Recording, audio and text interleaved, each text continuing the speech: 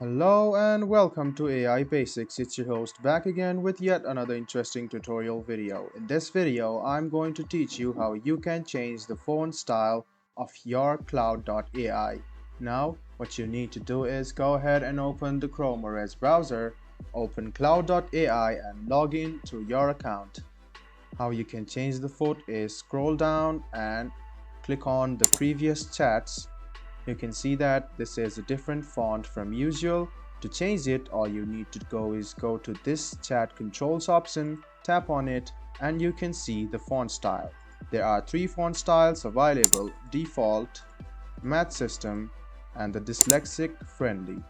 So you can change your font style by going on the chats control, which is on the top right hand corner. Now click on this roll down and then click default, dyslexic, and your font style will be changed. I hope this video about how you can change your font style in Claude AI was helpful for you. If you still have any kind of confusion, please do mention us on the comment section down below. Like the video, subscribe to the channel, and do hit the bell button for more. Hope to see you in the next video as well. Until then, goodbye, take care, and make sure you enjoy.